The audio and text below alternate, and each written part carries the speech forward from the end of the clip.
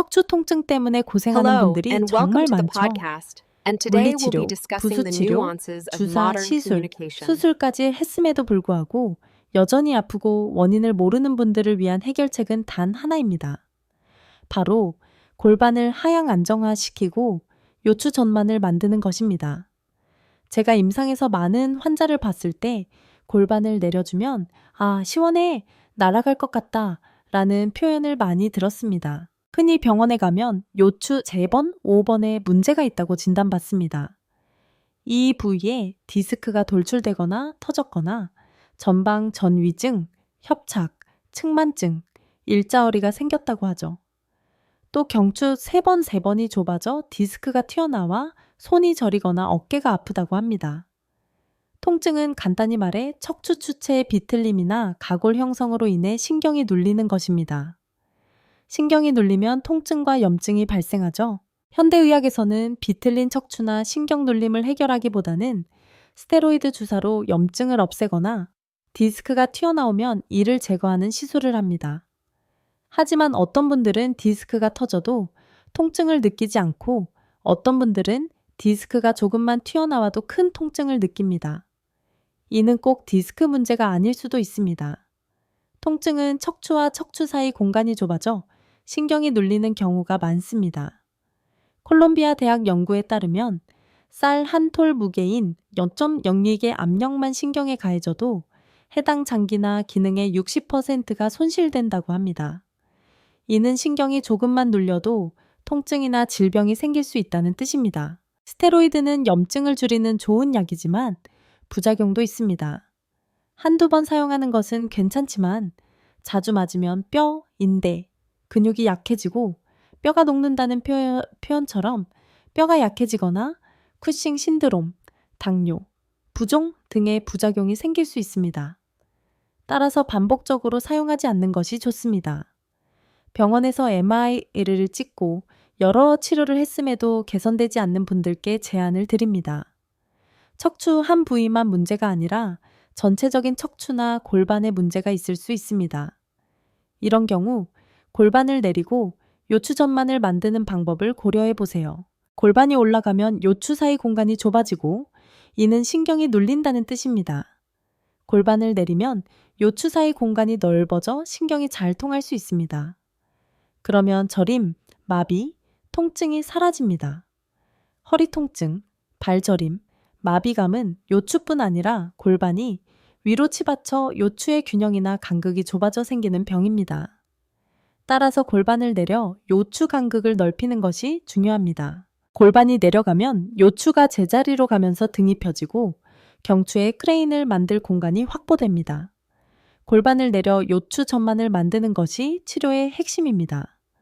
요추가 좁아지면 뼈가 더 틀어지지 않도록 가골, 가짜뼈이 형성되는데 이 가골은 화골세포가 제거하지 못해 점점 커지면서 신경을 더 누릅니다. 이는 허리 상태를 악화시키죠. 나이 들수록 뼈가 딱딱해지고 젊은 사람도 가골이 많으면 몸에 좋지 않습니다. 골반을 올라가게 하는 나쁜 습관은 오래 앉아 있는 것입니다. 앉아 있을 때는 서 있을 때보다 약 2.4배의 압력이 척추에 가해집니다. 앉는 자세가 잘못되면 골반이 올라가 요추 전만이 무너지고 등이 굽고 일자목이나 거북목이 됩니다. 머리의 무게로 앞으로 쏠리는 자세는 최악입니다. 반대로 바르게 앉으면 골반이 제 위치를 잡고 요추 전만이 형성되며 등이 펴지고 경추 커브가 만들어집니다. 의자에 골반을 붙이고 주먹 하나 정도 들어갈 요추 전만을 만들면 어깨가 자연스럽게 펴집니다. 소파에 비스듬히 앉거나 다리를 올리는 자세는 골반을 올려 허리와 앞쪽 장기에 불편함을 줍니다. 골반은 대장, 소장, 방광, 자궁, 전립선 등을 담는 항아리와 같습니다. 골반이 올라가면 피로 소화불량, 변비, 설사, 월경전 증후군 등이 생길 수 있습니다. 골반이 틀어지면 한쪽 다리가 저릴 수도 있고 양쪽 골반이 같이 올라가면 허리 전체에 통증이 올 수 있습니다. 근육은 뼈 구조에 영향을 받습니다. 뼈가 올바르면 근육도 부드럽지만 근육만 풀면 뼈가 더 틀어질 수 있습니다. 골반을 내리면 척추 사이 공간이 확보되어 신경이 잘 흐르고 혈액순환이 좋아져 통증과 저림이 줄어듭니다. 한의학에서는 신경이 통하면 혈액과 영양분이 잘 전달된다고 봅니다. 골반을 내리는 방법은 치료 외에도 집에서 할 수 있습니다. 장골능을 엄지로 잡고 전상 장골극을 검지로 잡은 뒤 허리를 누르며 손을 아래로 내리고 척추를 쭉 펴세요. 천천히 하면 골반 쪽이 시원해질 것입니다. 앉은 자세에서는 손을 깍지 끼고 신전 스트레칭을 하면 요추 전만과 흉추가 펴져 심폐 기능이 좋아지고 피로와 우울증이 줄어듭니다.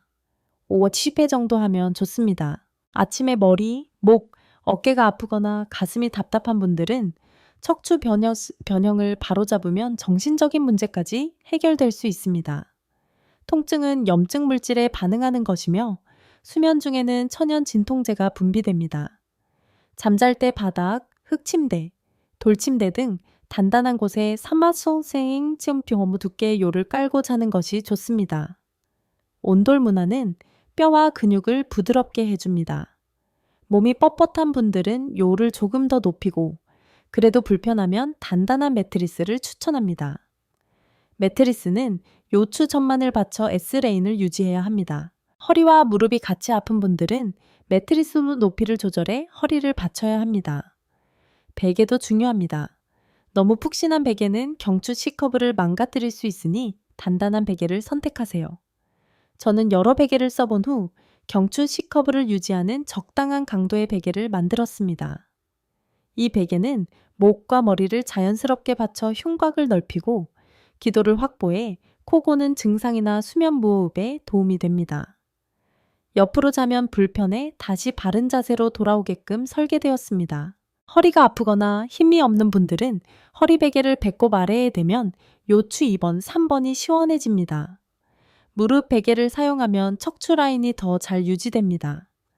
잠잘 때는 근육이 쉬므로 척추가 교정될 수 있는 기회입니다.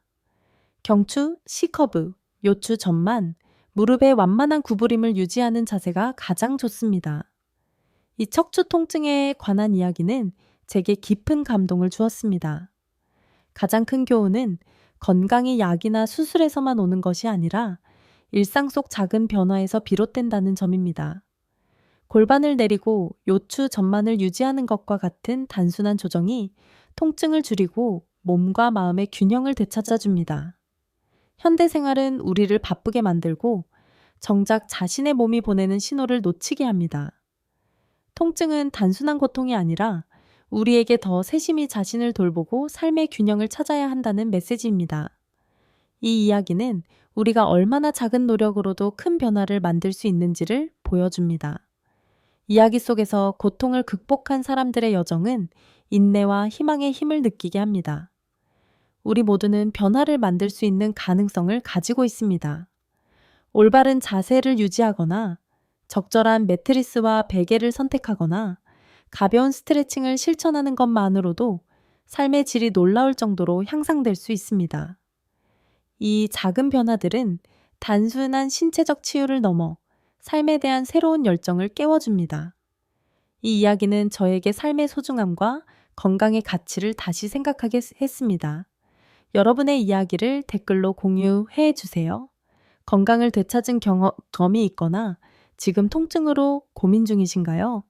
함께 이야기를 나누며 해결책을 찾아봅시다. 그리고 더 많은 유익한 정보와 삶의 지혜를 얻기 위해 채널 구독을 잊지 마세요. 우리 모두 건강하고 활기찬 삶을 위해 함께해요.